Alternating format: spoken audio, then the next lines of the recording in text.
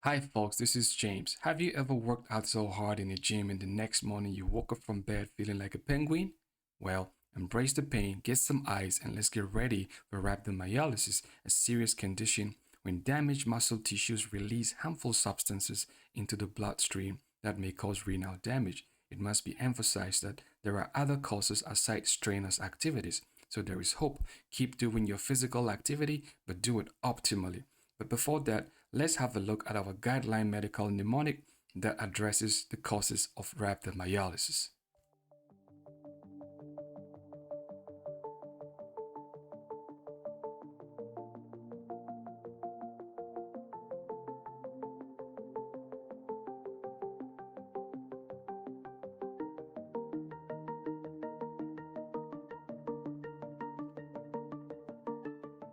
So in this diagram, you can see the myfibril, and on it lies the T tubules. There is also the sarcoplasmic reticulum where the calciums are handled. Below, you can see the thin actin filament. And in this case, you can see that the calciums are bound to troponins. Troponins may come in the form of TIC. We also see the thick myosin filament with the myosin head that binds to actin when calciums and troponins are engaged. Now, when the calciums are bound to troponins, tropomyosin, which you can see as that thread right there, exposes the binding site for myosin head. And this whole process uses energy. So when the myosin is in the resting phase, the ATP is bound to it. But then when there is the need to bind to the actin, there is a hydrolysis of ATP, which forms ADP and the phosphate. So this is able to help myosin bind to the actin, and it sort of leads to a power stroke. That is where the myosin head binds to the actin and it moves towards the M line and pulls the actin filament.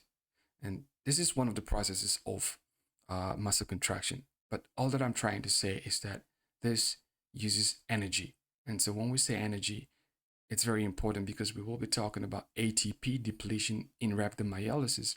And this is why this is very important. All right, now a small word about ion channel regulation and how important they are for any normal cellular activity. Assuming what I have here is a muscle cell at rest, then the potassiums in the intracellular compartment will predominate. The sodiums in the extracellular compartment will be more. What I have in yellow is called the sodium-calcium exchanger, which serves to move sodiums down its gradient in exchange for calciums. The purpose of this is to get rid of excessive calciums that remain in the intracellular compartment. Hence, there is a trade of 3 sodiums for 1 calcium. This specifically is going to be called the forward mode sodium calcium exchanger because the calciums are moving out of the cell. In contrast, we also see the one in blue, which is called the reverse mode sodium calcium exchanger, which rather serves to move the sodiums out and bring in calciums.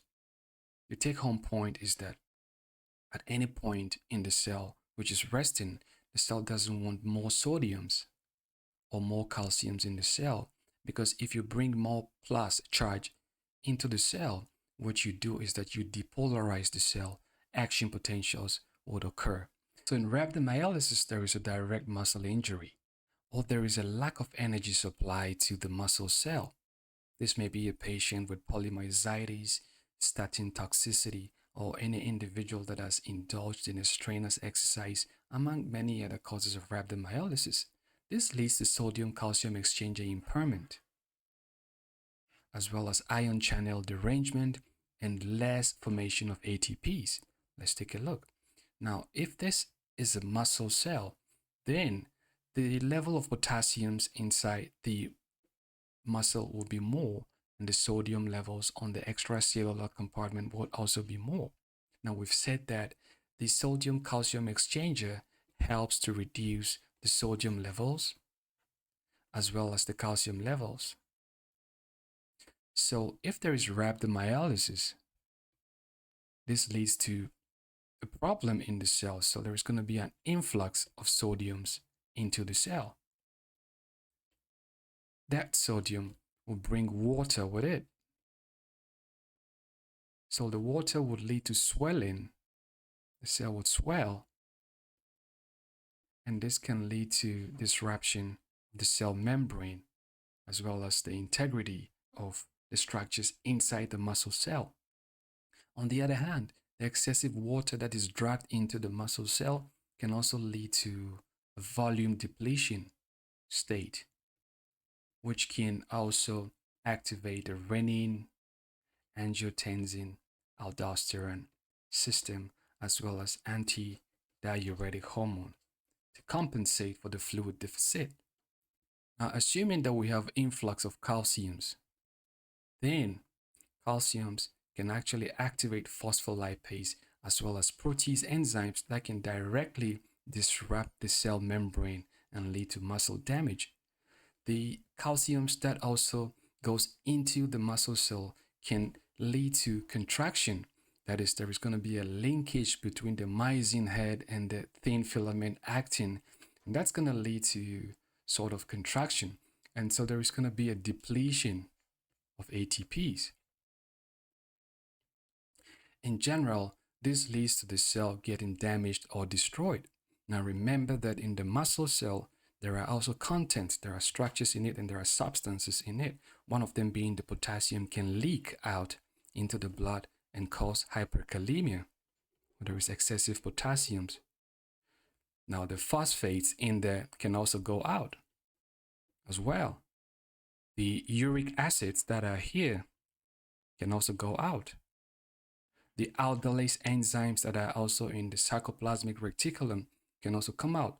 The creatine kinase can also come out of the cell.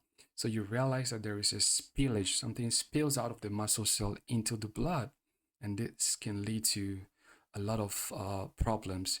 But the important one that I want to mention, which is very relevant, is the myoglobin, which is also in there, which will come out. So we're going to have myoglobin, okay? And myoglobin is only produced by the muscles. So rhabdomyolysis can only be found when there is a muscle damage. All right, so we can also see that the myoglobin, it freely passes through the glomerular filtration barrier and is reabsorbed avidly, especially in an acidic medium by the tubular cells, which gets damaged as a result of overwhelming these tubular cells with a lot of pigments. And there is also vasoconstriction in general in the renal system, which deteriorates the cellular damage. So in end, there is ischemia and there can be acute tubular necrosis. The urine takes the color of a red amber transparent urine or a brownish reddish tea-colored urine. Thank you, and I hope this was useful. If you enjoyed it, then hit the like button and subscribe to the channel. Bye.